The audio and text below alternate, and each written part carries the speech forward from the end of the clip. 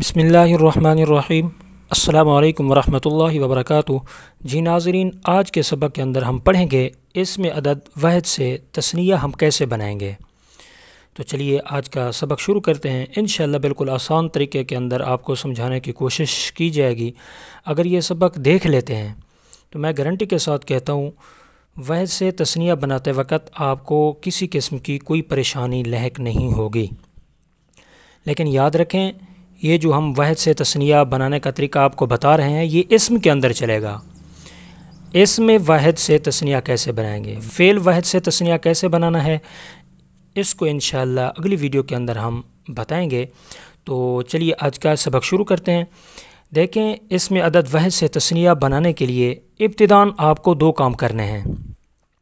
सबसे पहले उस इस्म के आखिरी हर्फ पर ज़बर देंगे। जैसे मिसाल के तौर पर मुस्लिम एक लफ्ज़ है। अब मुस्लिम का आखिरी हर्फ जो है वो कौन सा है? मीम। सबसे पहला काम ये करेंगे, तस्निया बनाते वक़्त इस मीम के ऊपर हम ज़बर लगाएंगे। एक काम तो हमारा हो गया। अब दूसरा काम क्या करना है? दूसरा काम ये करेंगे, उस इस्म के आखिर में फिर अलिफ़ और नून मकसूर लगा देंगे। पहला काम क्या करेंगे? उस इस्म के आखिर में ज़बर लगाएंगे। दूसरा काम क्या करेंगे?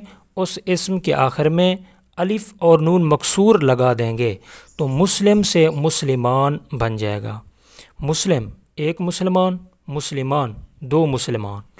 जैसे मिसाल के तौर पर आप दूसरा लफ्ज़ देख लें, मुअमिन। पहला काम क्या करेंगे? मुअमिन का आखिरी हर्फ नून है, इस नून के ऊपर ज़बर लगाएंगे। समझ आ गई? मुअमिना बन जाएगा। अब फिर दूसरा काम क्या करेंगे? इस इस्म के आखिर में फिर अलिफ़ और नून मकसूर लगा देंगे। तो क्या बन जाएगा? मुअमिनान।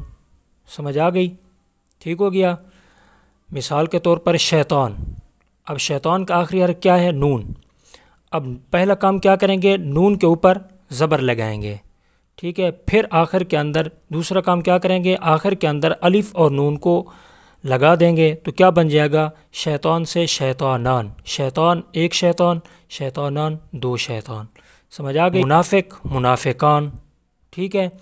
तो इस तरह आप मज़ीद मिसालें देखते जाएं, इंशाअल्लाह आपका तस्निया तैयार हो जाएगा। लेकिन अगर उस इसमें अदद वहद के आखिर में गोल ता हो तो फिर तस्निया बनाते वक़्त हमें तीन काम करने होंगे। दो काम तो वही करने हैं जो अभी बताए हैं। ठीक है। एक तीसरा काम वो भी है। सबसे पहले यही तीसरा काम करेंगे, यानी उस इस्म के आखिर के अंदर जो गोल ता है इसको लंबी ता के साथ तब्दील करेंगे।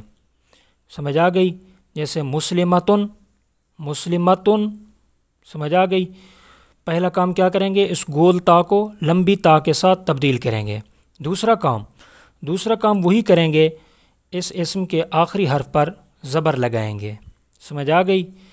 तीसरा काम फिर क्या करेंगे? इस इस्म के आखिर में अलिफ़ और नून मकसूर बढ़ा देंगे। तो क्या बन जाएगा? मुस्लिमतुन से मुस्लिमतान। समझ आ गई? मुअमिनतुन से मुअमिनतान। तो इस तरह हमारा तस्निया बन जाएगा।